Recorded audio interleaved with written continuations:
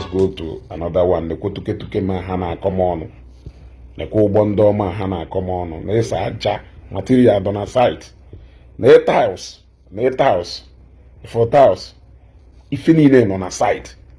Nke gbada trailer ka eji wee loadute ma simenti ebe ahụ. Na anya hotoko.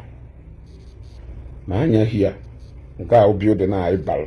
Both left and the right wing. And then look at another one. Yeah? Look at another one. Yeah? N'elu tiles. Akwogo binsi akwo. Yeah? Akwobo binsi akwo. My nesi. Now, there is something you must know about this building. This building there, akụcha bone okwefulu aluminium ebutusi n'elu roof a. Akụcha na unu efulu ebe a aluminium a. But due to na akọtaghị ife Evangelist Ebuka Obi kwuru sekọ and the quality of the sheet or whatever Evangelist Ebuka Obi wee kwuo si butisikwa everything na akụrụ n'elu roof a na ya akụgharị ya na ndị ọ chọrọ idewe ebe a na ọ chọrọ ka ha nọ na a very conducive environment where you anything need disturb fa either mmiri ide leak or anything instead of ije mewe patch mewe anything ibukolkwa roof ni na butusikwa na ina anye furu na teacher na ahụmako akọcha gay we hetusikwa ọ na-alụ ọlụ gbogbo ina idiri ka agba nke abụla arrange. I am reporting live here. Ka visitors toilet edewe n'ihu nka ịghọtago ịbatakwa ebe a waiting room stroke admission office. Then we come into this one nwekwalo left and the right wing. You can see I nọ na the left wing now. Ka ụkwa rooms call fukwaria ka ụkwa rooms call ịghọtago nke a wetiti open place more like a lobby, don't know what you call it. Then this one ụkwa a massive room ka ụkwa a massive room nke a bụkwara ibu kwefuru ya room nke a bụkwara ibu sikwa n'ime room nke a baa ifukwa room nke a ụkwa like if ụmụ room a debe ma nọ ndị nwere ike ideti na ndị nwe special cases or need special attention or those need ka isolate ha from ebe ndị ọzọ ya nọ nke a wee ebe ha ya adagụ ahụ washroom ha dị ife efere ya ife a na-ekwu n'ọnụ ka egosi ka efu ya n'anya ka iwe maa na ife Chineke ji ndị Zion eme ọ bụrụ ọsọ physical need ndị mmadụ ka ha ọ bụrụ ọsọ spiritual need ndị mmadụ ka a na-eteki care of na Zion. A na-etekikwa both physical and the spiritual need. The matter that needs physical attention will be given that attention. The matter that needs spiritual attention will be given spiritual attention. Look at nke akwụkwọ another massive word or room there go with many beds capacity. Go nekwa here. Kaijekwa careful. This is the washroom. I think so. This must be okay. Can I buy from the other side? But I think okay, all room to a room, the washroom here. A room, maybe one person or two, where they can only make depending on their attention or the age. Like intrinsic, people from this age to this age, this age to this age, depending on the condition. When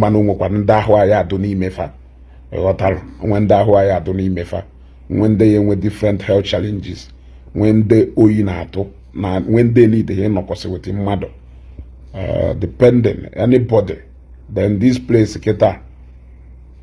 Bataleba is more like a mini. Okay, a room here. There is another room here. Yes, there is another room here. But this one, the clinic, call this one, in-house clinic, I think so. It must be in-house clinic. I don't know how. I don't do it, but this place, I think, no, yeah, in-house clinic for now. That was anyway before something was conceived. This was in-house, and this must be dispensary. Yeah, Ebayao dispensary. But I think now this plan, Ebugari. Yes, Ebugari go this plan. So in the light that in Ebugari, I think this place will be turned into a room also. I will show you something. Then Eba Titi. Eba center. Remember left and right wing. We have another room here. We have another room here. We have another room here.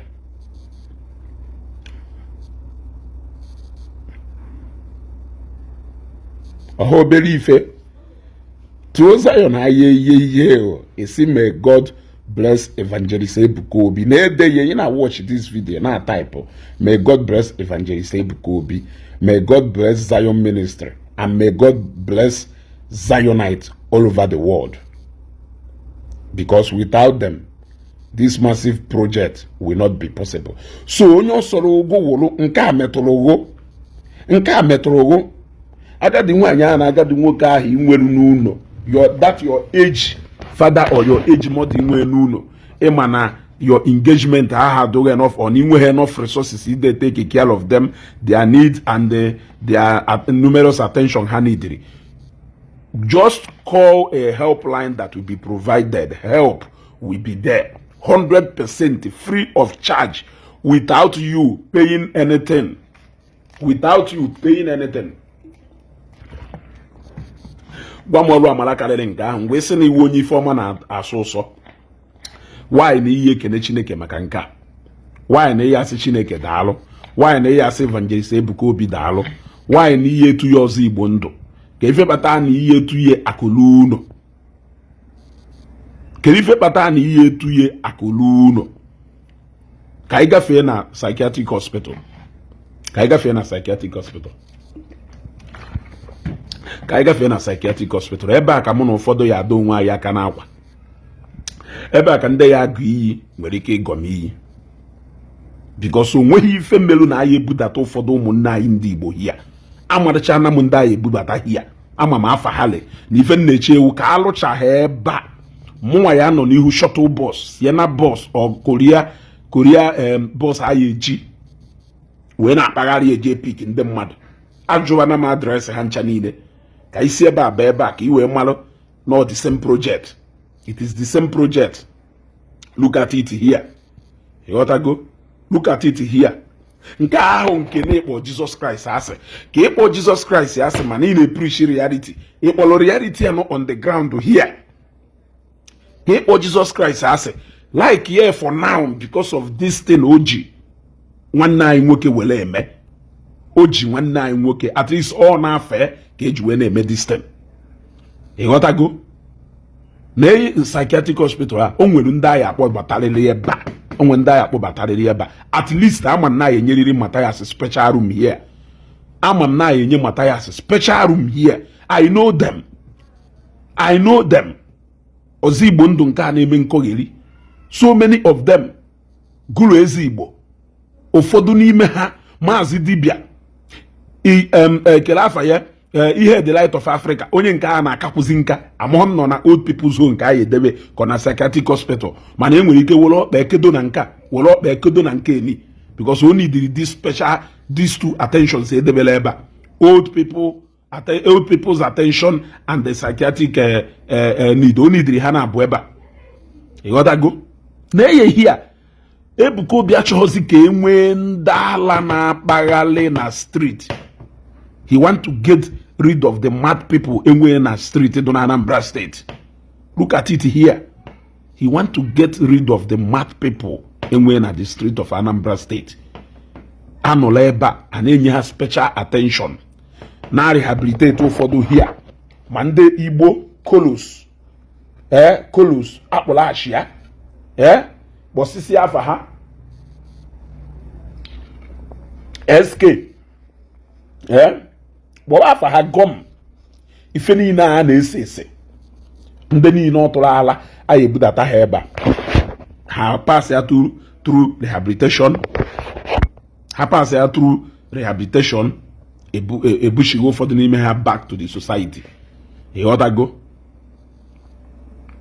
kedu ife ọma karịrị nka alụchasịcha ward nke a kịta mma adazi akpọ ward alụcha ward alụorie washroom ya do neat everything do here ya do up to standard o kwuru ya egwu he knows the quality of what he wants to give to people even ma ndị arụ adụrọ yeso wee keta ya na nke ikpeazụ a na-eye alụkwara nke according to condition ndị mmadụ alụkwa this one according to condition ndị mmadụ anyị edebegasị people according to their conditions.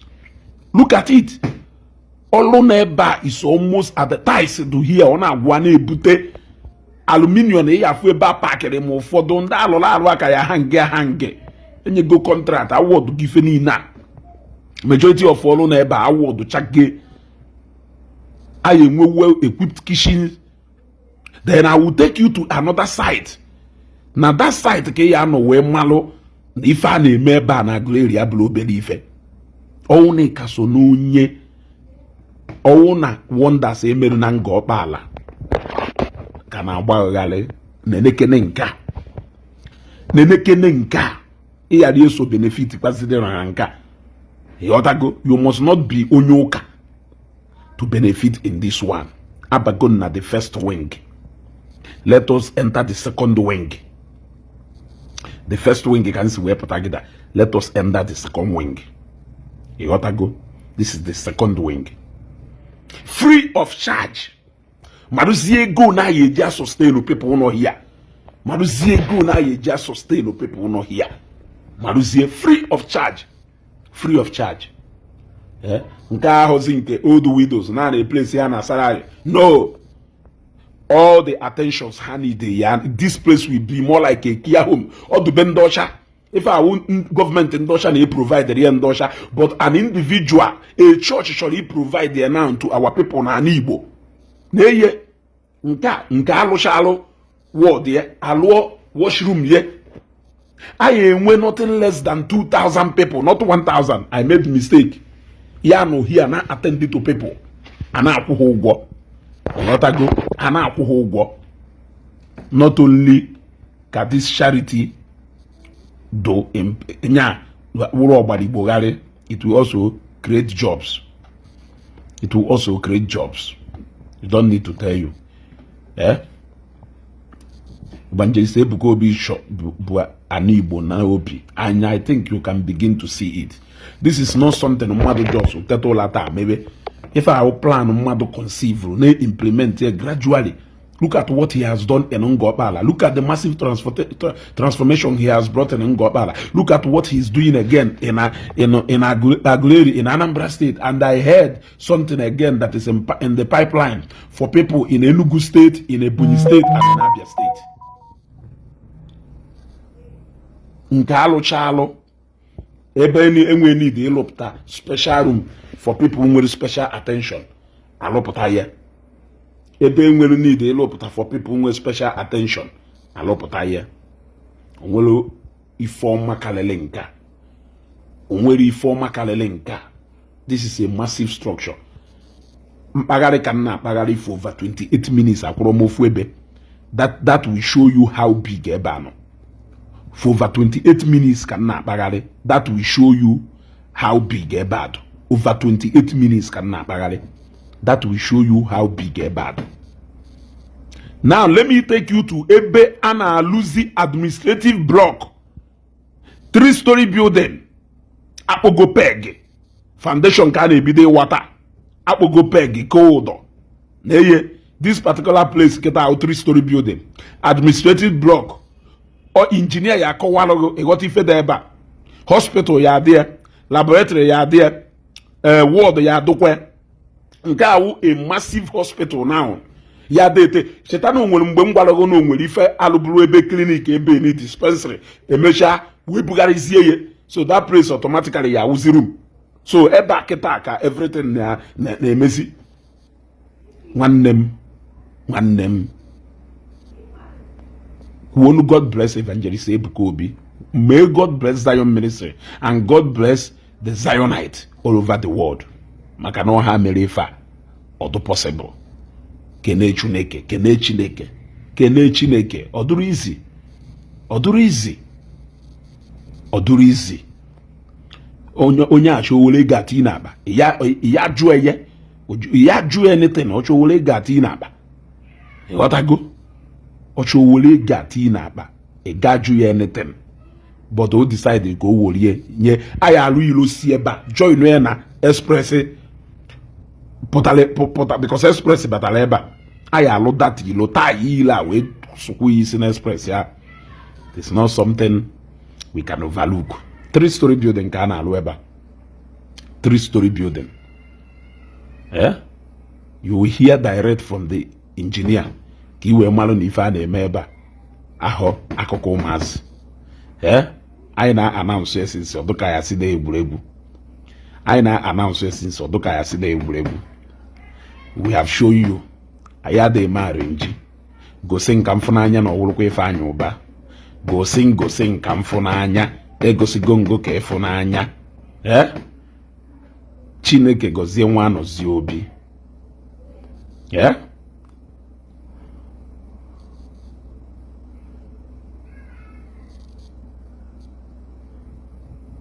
Ka agbagodo injinia nwe obere ajụjụ ọnụ ka ọ kọwala anyị ife na-eme ya. Ka ọ kọwala anyị ife na-eme na ebe a kịta. Injinia gafeta ka ọ kọwala anyị what is happening here ka ị gere ntị. Injinia. Gwagodo mbụ ife wafa. Afa mbụ Chukwu nọ nso. Onite. Injinia Chukwu nọ nso. Chineke Samuel. Gbagodo anyị afụgo structures fụkwa ọzọ a na-emekwa foundation ya. Kedu ka a na-eme foundation ya ife? Ka a na-eme foundation na bụ admin block. Okay. Kelu kọwara anyị ụdị building ya dị ebe a. The admin block ihe obugasị n'ime buru ibu. Is a very massive structure. O bụ both ma signal an ultra-modern hospital. Okay. The admin block yebu hospital n'ime. Yes, obviously hospitals, offices. Okay. Yes, a ward and laboratories. Okay. How many story or downstairs, 1-story, 2 or 3-story building? Yeah, 3-story building. 3-story building. Yeah. Okay, then. Can you go on the Zion Ministry? Yeah. Zion Ministry. Yes, all yes, sir. Okay, time a project with this particular structure. Yeji we chikota. All day and night. We can deliver in 2 months' time. That's December. So if I need a project from this all owner by December, yes. No one I be here in December na. Yes. Lebere ada ebu. Nga kenu mu wa ikeneko mu Zion makana. Kenu mu ikeneko mu Zion. Nekene ndị members anyị all over the world. Nekene ndị Zion. Asị ka onye nwanyị nọ ya lume.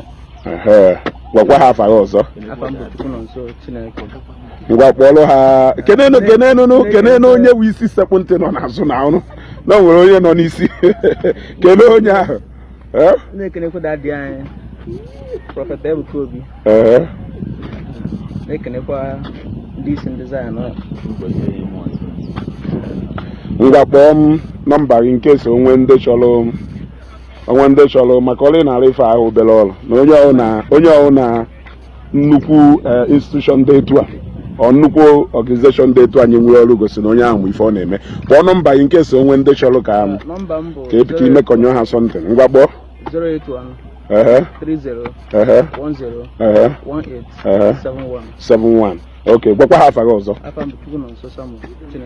18 n'Ọnịcha ebe a. Okay, udo dị ụnụ anụgon sumode na akwụkwọ ndị kwuru okwu. So nke a kịta 3-story building ife ya bịa ebe admin block ịghọtago with the hospital, lab, offices and even ward also ga-adụkwa na this place. It's going to be a massive structure. And the instruction is that na daddy nyere order say na alụ ọlụ ebe a day and night. So by tomorrow evening nwanne echi anyị ebute ọkụ anyị amount ebe a niile anyị amount ọkụ ebe a workers ya da alahụ ka e wee dụcha na anyị bịa ebe a by December na ọlụ dị ebe a ya adụ na this new project is the only reason why they dedicate to this place this October. Zion ọ na-alụ ọlụ agaghị nke iji n'aka ife aka ka m fụgara aka 0 meters African pride. Also, one all one alone. This new project also the only reason why you dedicate this place this October. Otherwise, so because we been there all dedicated about this October. Onye si na ije n'ụwa ka ọgụ n'odu mfenya ji eme nkupụta nwa. Onye si na efe yefuru ekwugo nya mbụ. Shit niile ifuru ebe a wife akụgoro n'elu na before. That we say sikpo sisi ya na dị inferior. Na akọta ha etu o si wee chọ. O wee kwụ sikpo sisi ya na ọ chọ ha any story. Na ife ọ chọrọ ịrụ ebe a standard job. Ebutu si ya aya akụgharịkwa ya again. Ịghọtago? Aya akụgharịkwa ya again. Ọ na iso na ndị na-anụ sị evangelist Ebuka Obiọgụ. Ma a na-echọ ha ọdụmma ndị Igbo. Enwe so many people megoro Igbo ife. Ijekwa ebe ahụ ga-ekwe Ebuka Obi. Maka na ife a na-eme ebe a. Ahụ obere ife. Bọọdụ sọsọ ego eji wee akwụkwa ya anada ebe a.